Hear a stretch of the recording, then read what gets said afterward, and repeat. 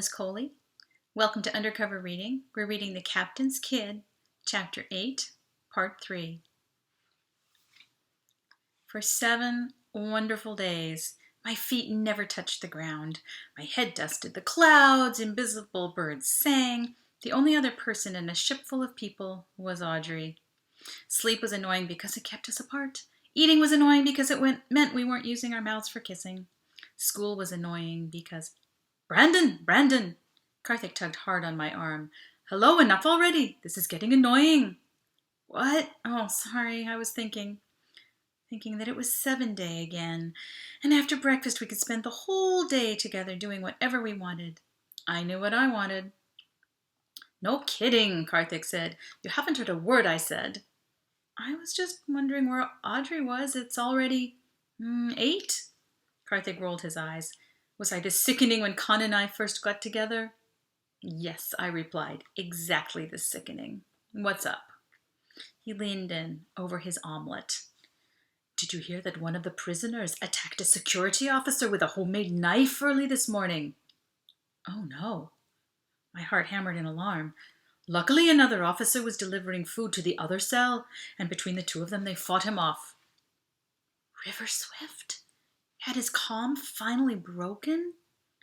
Which one was it? I asked. Corporal Grady, but he's doing fine. It was only a flesh wound. Which prisoner, I mean? Karthik looked perplexed. I pressed him. Did they say River Swift or White Singer? I'm afraid I didn't hear a name. I muttered under my breath. No, not River Swift. Couldn't have been him. Of course not. He was doing fine last week. Last week? What do you mean? Karthik demanded. I've seen him a few times since that day. The day he waylaid me and Audrey. Waylaid? Karthik's voice rose. Kidnapped, you mean? Knocked out? Tied up? I felt a touch of irritation. Yeah, I know. Look, he's changed. Man, he's taking a more constructive approach. Constructive? He practically murdered you guys. I shook my head. He's helping me study Esperanza. Karthik's eyes narrowed under thick, tight brows. Studying? How? He's imprisoned. I broke from his probing gaze. I've been bringing him information on a handheld, I said in the general direction of my plate. Karthik grabbed my wrist painfully hard. Are you out of your mind? He's a dangerous killer. Clever and resourceful. He's using you to find a way to carry out his desperate plans when we arrive on Esperanza. Ow, no, I don't think so, I protested. I think he's starting to understand and sympathize with the Sequuinos. All an act. The act of a desperate criminal, Karthik muttered darkly. Does your father have the slightest inkling of what's going on? Of course he does, I assured him. He comes with me. He even gives the handheld to River Swift. Knowing what you're putting on it? I winced. Well, not exactly. But don't worry. I've got everything under control. River Swift came up with an interesting line of investigation. Please explain. He suggested that the Sequuinos might have colonized a planet that didn't actually meet survey requirements. They knew it wasn't any good. Karthik frowned. And why would they agree to that? No, not they, the Sequuinos. They, the Space Survey Corps, knew. It's possible the Sequuinos were tricked or cheated. I've been studying a bit about native Amerind relocations, and this wouldn't be the first time they were screwed. The 19th century reservations weren't exactly biodiverse woodlands or great agricultural locations. Karthik showed signs of becoming intrigued. He was scratching his chin in that absent-minded way. How far are you into this investigation, then? Nowhere, I'm afraid. I haven't found a link to the original planetary survey. I've put in every search term I can think of. The SSIS doesn't appear to have it online, but it has to be archived. On Earth, probably, Karthik said. Oh, I hope not. This can't wait that long. Everything is somewhere. I need to put a little more time into the search, that's all. Been a little distracted lately, Karthik said with a twisty smile. I blushed. Hey, he went on, don't get me wrong, I'm exceedingly happy for you. And me. Con was driving me crazy about getting you to make a move, and Audrey was getting desperate. The heat radiated from my cheeks, she was. I decided to stay out of it. Appreciate it. No problem. So, about your investigation. Have you asked Miss Chen? She's a historian, after all. And that's why I keep you around, K-Man. Why didn't I ask you sooner? Why indeed? He sat back, an omelet-shaped grease stain on his gray sin-silk shirt. Miss Jan didn't get it, that I was after the actual survey raw data. She suggested, I've got a great summary of the expansion movement that we'll use toward the end of the year. You can read ahead if you like. It's probably too summarized, I replied. I need detail. 200 pages is about as much detail as anyone is interested in, she insisted as she transferred the file to my replacement handheld. I quickly calculated that 200 pages for 400 settled planets was definitely not enough. Thanks, but just in case, is there anything else?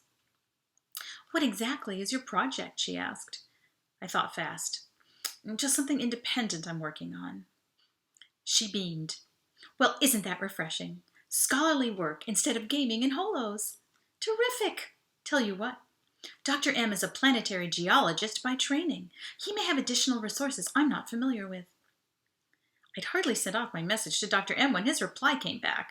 Should have something useful, quarters 525. So that's where I went next. Every square inch of quarters 525 sitting room was covered in stacks of paper. Tidy, labeled towers of paper. Dr. M threaded his way through the precarious piles and moved several off the sofa so I could sit. Tell me exactly what you need, he said. What is all this? I asked. My research. My current research, such as it is. His laugh boomed, making the room seem even more crowded. I feared for the nearest stack. Not on the computer? I asked. Not at this stage. I've got to have it all to hand, spread out in front of me, looking for patterns. Can't do that on a blasted screen. Your luggage allowance, you must have used it all for paper. Maybe that explained why he wore the same outfit every day. Just about, just about. So, what can I do for you, Brandon? I wasn't sure how explicit to be. I guess I'm looking for patterns too. I was hoping to get information about the planetary surveys of the 21st century for a history project. I couldn't find anything good on SSIS, and Miss Jan sent me to you. So this isn't for your science project? My eyes shifted guiltily. No. I'm still working out the details on that. Do you have anything better than this expansion textbook? He grinned. My lad, I have just the thing. Hang on a moment. He disappeared into his bedroom and returned with a 3-inch silver cube. This little gem cost me a month's salary, but it's been worth every cent. I'm a collector. What is it? It looked like an old data cube from the Luna Museum. It's a vintage stone dated 2114. A stone? Polished minerals? It's an acronym. Sum total of human knowledge from the year 2114. About 950 exabytes. Quite collectible. Old-fashioned solid state, holographic compression algorithm. These things are usually tossed as soon as they're obsolete. Makes them what they call ephemera in the auction world. Sorry, you're glazing over. Am I boring you? What? No, not at all. Isn't knowledge spelled with a K? Of course, Dr. M answered, but never let spelling get in the way of a good acronym. I weighed the stone in my hand, much heavier than it looked. How does it work? All the data I'd ever accessed had been on LunaWeb or EarthWeb, just a request away from any device without a special effort. I didn't have a clue how to address or link up a data cube. Borrow your watchcom? Dr. M opened his palm. Sure, of course. I slipped it off and watched Dr. M pull up a menu I'd never seen before. He specified a communications protocol, and the data cube appeared as a folder icon on the tiny display. I activated the V-screen for a better look and poked it to open the directory. It went on for kilometers. Mining this was going to be a job and a half. Just copy that control sequence onto a desk comp if you want to work on a larger screen. The cube needs to be in line of sight to share. You mean I can borrow it? His laugh rumbled. Unless you want to camp out here for weeks. It's going to take you a good long while to work your way through that cube and pull your information out of a mess of data. Especially if you get distracted by all the other goodies that have nothing to do with your project and go wilfing. When I first bought it, I got lost for weeks. Only came out for bathroom breaks. Lost 10 kilos. I pictured Dr. M wasting away to a skeleton in front of a computer. I'll control myself, I promised. Now, he said, about that science project. You owe me a proposal. I'd half thought through my idea. I'm planning a psychology experiment, testing people's emotional reactions to certain images. I didn't know how to make it scientific. So, is data collection via written questionnaire, interview, video, physiological reaction? He asked. That was the key. Yes. The last one, physical. I need to measure their gut reaction the split second they see the images. I don't want them to have time to think. That way they can't distort it by what they think I'm testing or how they think they ought to react. Dr. M tossed the cube from hand to hand. Interesting challenge. Have you thought about what you want to record? I watched the cube rise and fall, afraid of how much it was worth. Heart rate and breathing, does that make sense? The health center should be able to lend you a couple of monitors. In fact, to pulse and respiration, you can add skin conductivity and adrenaline levels. I take it your images are a highly emotional content? He stopped tossing. I sighed with relief. I had a plan now. That's a hypothesis, my starting point anyway. Sounds good.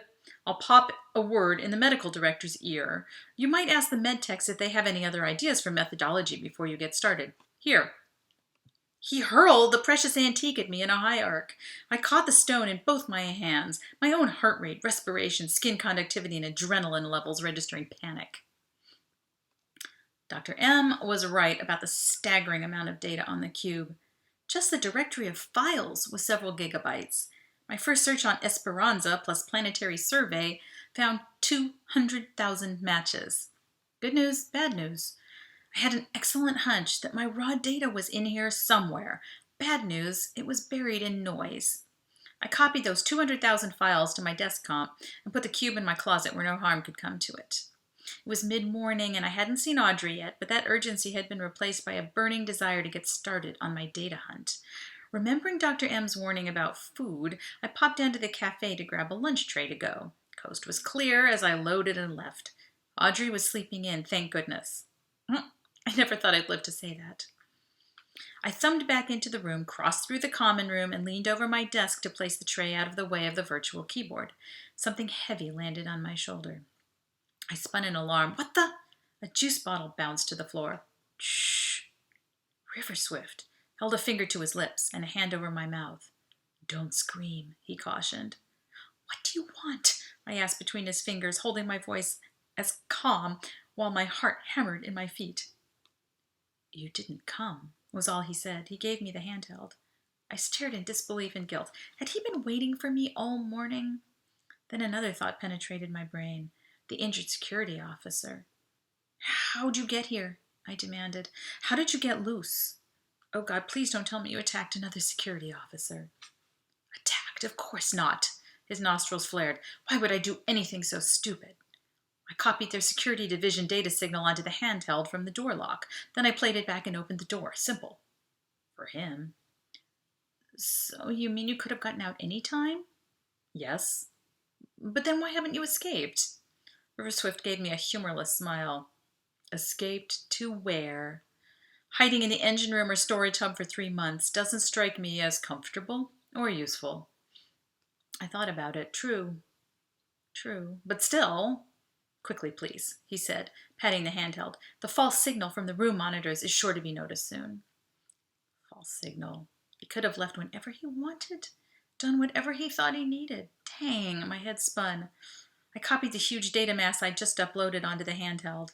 I haven't sorted through any of this. I was just about to get started. Good, get started, he ordered. May I?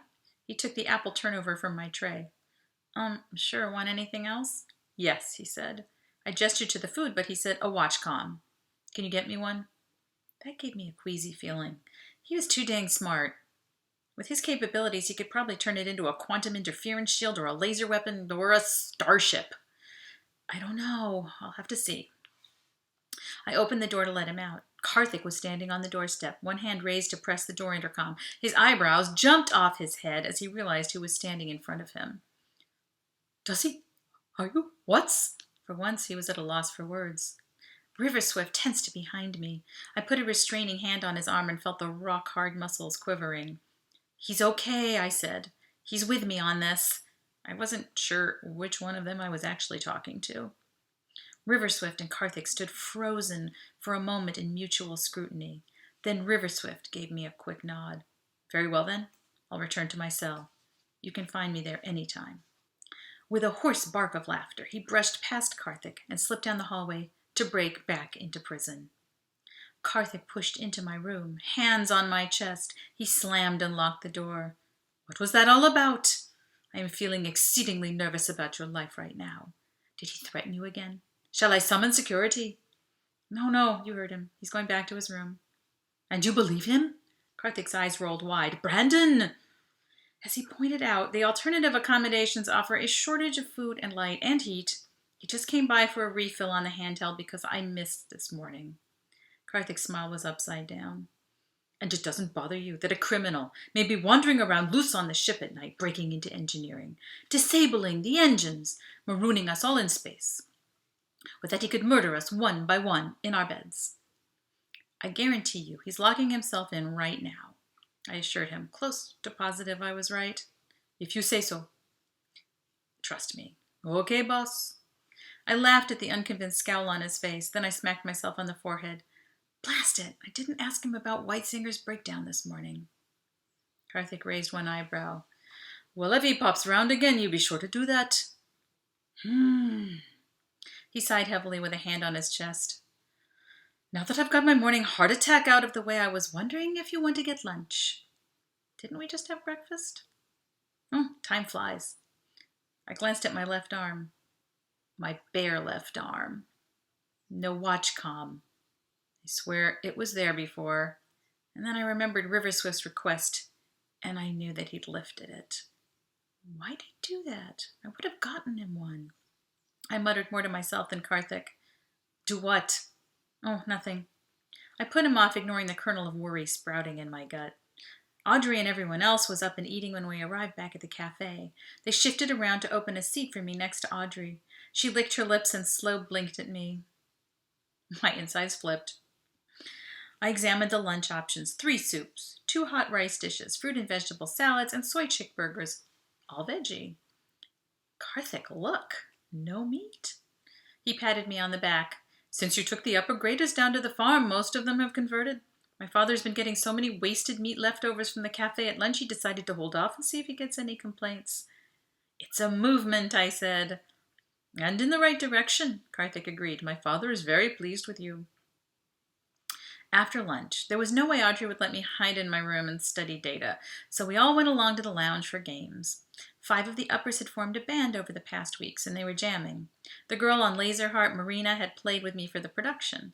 We hadn't used Janek's mad percussion pad skills in the show, but his rhythms today were crazy complicated. I bent my head over a backgammon board across from Audrey. My foot twitched along with the beat. They were good. Why don't you join in? Audrey asked. I don't mind at all. What, with them? Yeah, you play so well. Hey, guys, she called. Need a mandolute player? I blushed as the music stopped. Janet gave Audrey the once-over. You play? Not me, him, she said. Brandon. He's not as cute as you are, he drawled, but yeah, we could use another set of strings. What do you say, Webb? Want to sit in? You sure? I asked Audrey. Yeah, go get it. Back in a flash, I said. I'll catch up. I ran to grab my instrument. I was halfway out the door when Dad's voice called from his bedroom. Afternoon, Spidey. Where are you off to so fast? I poked my head into his room. He was propped up on his bed, dressed in uniform and socks, reading a novel or something on a handheld. His chin was dark with shadow, but his eyes were bright. Band practice, I said. I just joined. What are you doing? I had a very early morning call. I thought I might read myself back to sleep. The jailbreak? I asked lightly. It wasn't River Swift. No, it wasn't River Swift. Dad gave me a probing look. Your faith in him is touching, though perhaps misplaced. His partner is certainly a challenge. I don't think they're partners anymore, I said. I mean, how could they be separated and all? Never mind, kiddo. Everything's under control. Dad gave me the most relaxed smile I'd seen in a long, long time. Everything, he burst out. Good news. Got our first message returned from Esperanza. Everything is under control on the ground there, too. He ran a hand through his hair and grinned, ear to ear, his eyes staring at something far away. And then he noticed me hovering. Hey, I was so proud of you at the show, leading the music and all. I guess you could tell. And things are working out with Audrey? You're happy? I thought about it. School, activities, friends, a girlfriend. Life was pretty good. Yes, I had the whole Sequayuna's dilemma to resolve, but with River Swift drafted to help me, I felt confident we'd figure it out. Dad watched the emotions play over my face. No need to answer, he said. I can see that you are. Now go on. Band practice. Enjoy. Great things are happening. I saluted and left, wondering about the unexpected twinkle in his eye. Great things? Well, that's the end of today's reading. Please come back.